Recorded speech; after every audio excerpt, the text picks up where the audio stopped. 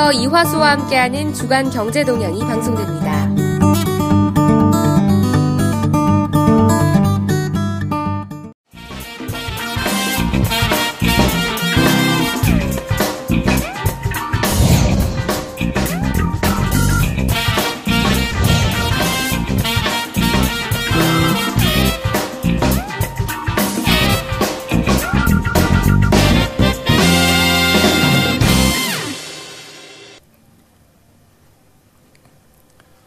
안녕하십니까. KTV 시청자 여러분, 주간 경제동향의 이화수입니다. 추석 명절은 잘 보내셨는지요? 이번 추석 보름달은 18년 만에 맞는 슈퍼문이어서 지난 3월의 보름달보다는 무려 14%가 더 크고 밝기는 30%나 더 밝았다고 합니다.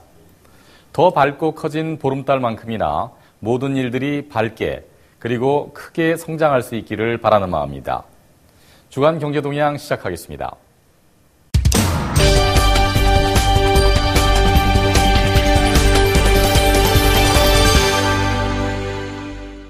주간 경제 뉴스 중에 주목할 만한 소식을 되짚어보는 위클리 이코노스파 시간입니다.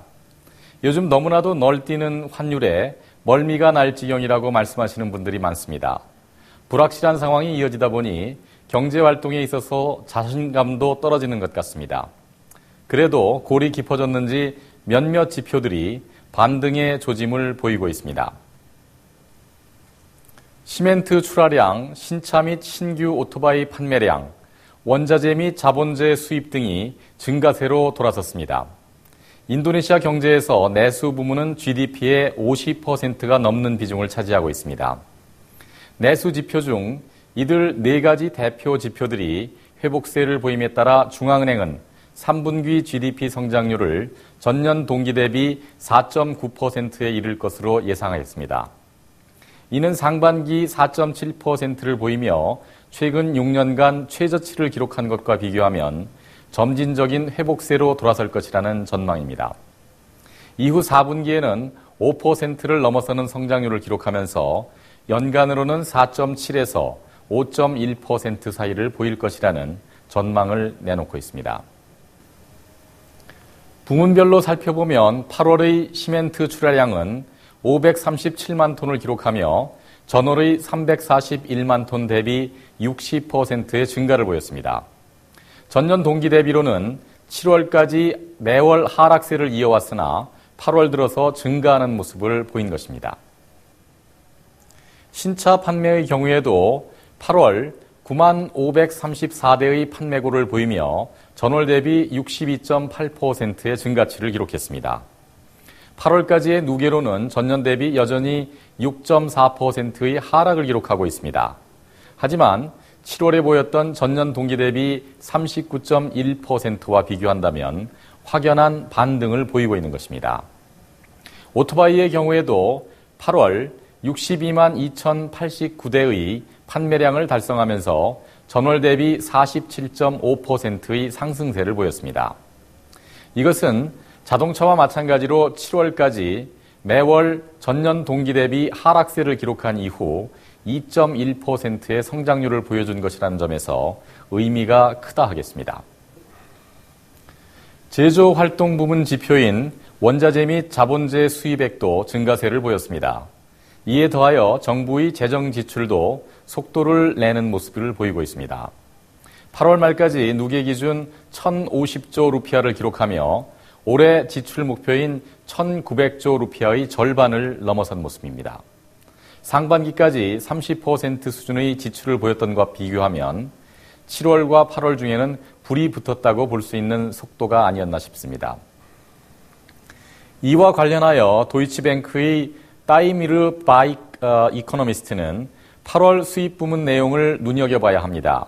철강제, 플라스틱, 기계류, 기계부품 및 전자장비가 크게 증가하였습니다.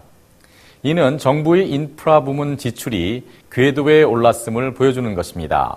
라고 말했습니다. 이런 내수 증대, 정부 지출의 확대 등이 국민들의 경제활동에 자신감을 불러일으키기를 기대해 보겠습니다. 여기까지 이코노스팟이었습니다.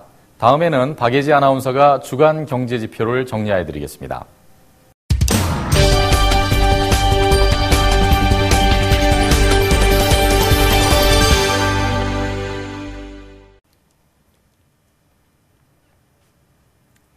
주간 경제지표의 박예지입니다. 벌써 10월 4분기에 접어들었습니다. 지난 9월 25일 루피아화는 한때 미달러당 14,710루피아까지 올라서며 1998년 7월 이후 가장 높은 환율을 기록하기도 했습니다.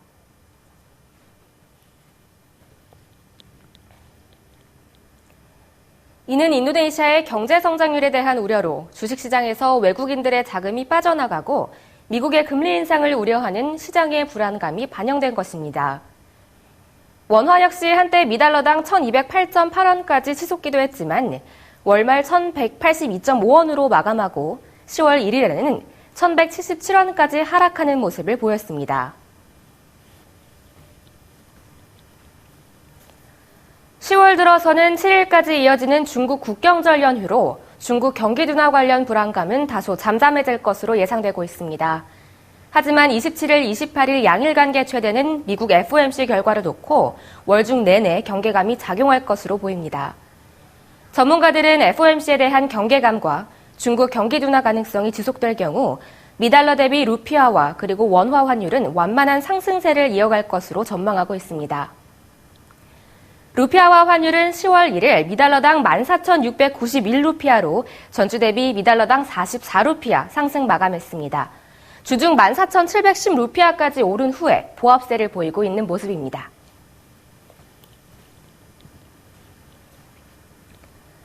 원화 환율은 10월 1일 미달러당 1,177원으로 전주 대비 12.5원 상승 마감했습니다. 100루피아당 원화는 원화 환율 움직임과 모양을 같이 하며 10월 1일 8.08원으로 마감했습니다. 인도네시아 10년물 국채는 9월 30일 9.75%까지 치솟은 후 10월 1일 9.47%로 마감하며 전주 대비 0.21%포인트 상승 마감했습니다. 종합주가 지수는 9월 28일 4,121포인트를 기록한 후 다소 반등하는 모습을 보이며 10월 1일 전주 대비 10포인트 상승한 4,255포인트로 마감했습니다. 지금까지 주간 경제지표였습니다.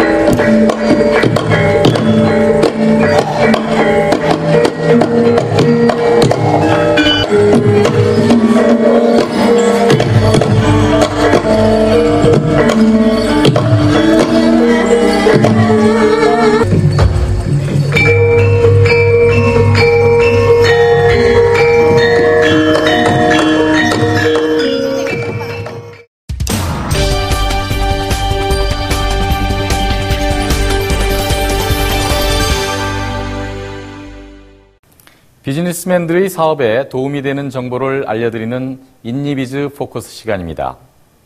자카르타 반둥 고속철도 사업을 놓고 중국과 일본이 맞붙고 있다는 것은 주지의 사실입니다. 당초 일본이 주도했던 해당 사업에 대하여 중국 쪽으로 기울어지고 있다는 분위기가 역력합니다. 하지만 혹자는 다시 일본에게로 돌아갈 가능성도 여전히 남아있다고 말합니다. 리니 수마르노 국영기업부 장관이 정부 재정을 필요로 하지 않는 제안에 좀 더 힘이 실리고 있다는 언급을 한 이후로 해당 사업이 중국 측으로 기울고 있다는 추측을 낳게 했었습니다. 이런 상황에서 9월 28일 조코이 대통령은 소피안 잘린 국가개발기획원장을 일본에 보내 고속철 사업과 관련하여 인도네시아 정부의 입장을 분명히 밝히도록 했습니다. 즉, 세 가지 내용인데요. 첫째, 해당 사업은 민간 대 민간이 참여하는 구조이다. 둘째, 정부 재정을 사용하지 않는다. 셋째, 정부 출자도 없을 것이다. 등입니다. 해당 사업에는 인도네시아 국영기업이 참여하는 구조로 되어 있습니다. 일본 측 제안서에는 일정 수준의 인도네시아 정부 자금을 감안하고 있지만 중국 측은 자신들의 자금만으로 가능하다고 제안을 했습니다. 이것이 해당 사업권이 중국 측으로 넘어갔다고 보는 이유입니다. 고속철 사업은 당초 시속 350km 사양으로 검토되었습니다. 하지만 실제로는 시속 250km 이하가 될 것이라고 합니다. 이는 속도보다는 해당 사업의 효용을 높이고 이용료 부담을 줄이기 위한 목적이라고 합니다. 사업이 계획되고 수행되는 과정에서 사양의 변경은 있을 수 있는 문제일 것입니다. 하지만 정부 정책의 투명성을 저해해서는 안 될 텐데요. 온 국민이 편리하고 저렴하게 이용할 수 있는 사업으로 완성될 수 있기를 바라는 마음입니다. 최근 인도네시아의 적정 쌀 재고량에 대한 논란이 이어지고 있습니다. 쌀은 인도네시아에서도 주식으로 이용되고 있어서 가격 변동은 사회 전반에 영향을 크게 미칠 수밖에 없습니다. 인도네시아의 적정 비축량은 1,000만 톤으로 알려져 있습니다. 하지만 현재 비축량은 170만 톤에 불과합니다. 가뭄이 지속되고 있어서 생산량도 줄어들 것으로 예상되고 있는 상황입니다. 하지만 조코 위도도 대통령은 이런 상황에서도 쌀 수입에 대하여 반대 입장을 분명히 하고 있습니다. 즉, 농업인들의 쌀 생산이 지속되는 한 재고량은 충분할 것이라는 것입니다. 하지만 9월 28일 정미업 종사자들을 초청한 자리에서 조코위 대통령은 이와 관련해 다소 우려를 보이기도 했습니다. 이 자리에서 대통령은 다른 나라들과 비교해 볼 때 인도네시아의 비축량은 대단히 적습니다. 중국이 4천만 톤이고 인구가 9천만 명에 불과한 필리핀도 250만 톤입니다. 라고 말하면서 사익보다는 공익을 우선시해 줄 것을 당부하였습니다. 이와 관련하여 유습갈라 부통령은 대통령과 다른 견해를 내놓았습니다. 즉, 엘니뇨에 따른 생산량 감소가 예상되므로 150만 톤을 수입해야 한다는 입장을 밝힌 것입니다. 1997년 가뭄에 따른 쌀 생산량 감소가 가격 폭등과 사회 불안으로 이어졌던 것을 상기시키면서 그와 같은 실수를 반복하지 말아야 한다는 것입니다. 국가물류청의 조니 누루 아스하리는 가격이 급변할 경우 수급 조절에 부족한 양은 아닙니다. 하지만 정부로서는 다음 단계에 대한 대비책을 준비할 필요가 있어 보입니다. 라고 말했습니다. 경제개발연구원의 부스타놀 아리피는 정부가 정부 공개에 좀 더 적극적일 필요가 있습니다. 수입해야 할 필요가 있다면 이를 부끄럽게 여길 일은 아닙니다. 투명한 정부 공유가 정책 신뢰성을 높일 수 있을 것입니다. 쌀 문제를 놓고 국민들이 추측을 하거나 걱정을 하게 해서는 안 됩니다.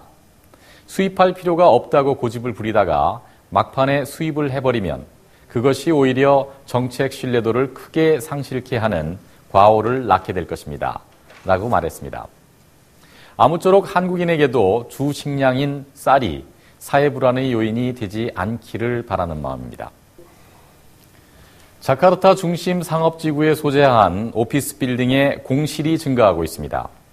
영국의 글로벌 부동산 서비스 업체인 사빌스가 발표한 자료에 따르면 올해 중반에 접어들면서 공실률은 8.4%를 보이고 있어서 전년의 4.8% 대비 3.6%가 증가한 것으로 나타났습니다.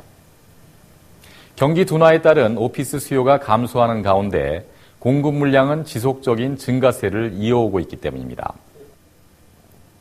여기서 눈여겨볼 부분은 사무실 등급에 따른 공실률의 차이가 나타나고 있다는 것입니다. B등급의 경우 2.5%, C등급의 경우 4.8%의 공실률을 보인 반면 A등급은 무려 17.1%를 보였습니다. 즉, 높은 비용의 사무실에 대한 관망세가 두드러지는 모습으로 해석될 수 있습니다. 이런 상황에서 오피스 빌딩의 신규 공급 물량은 계속 증가하고 있습니다. 올해 들어서만 사히드 수디르만, 노블하우스, 그리고 그랜드 루비나 사또 등이 완공되면서 22만 8천 평방미터의 공간이 늘어서 총 493만 평방미터의 오피스 공급량을 기록하고 있습니다.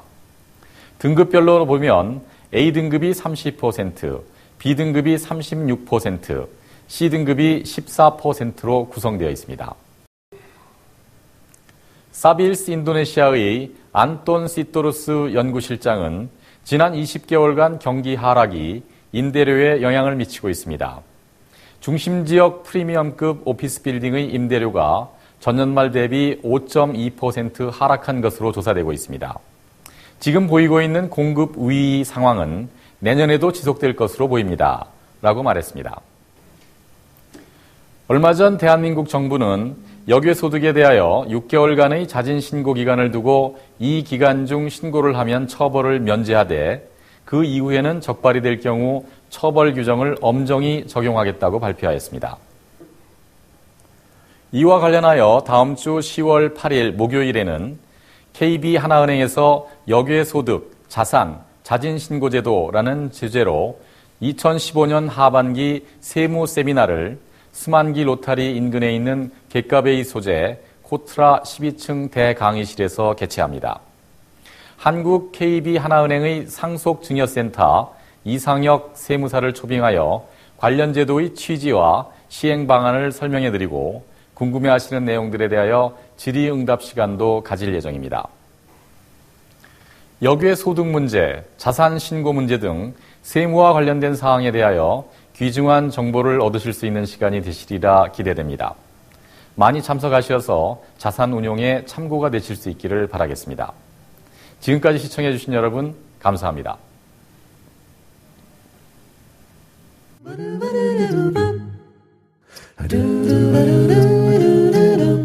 Do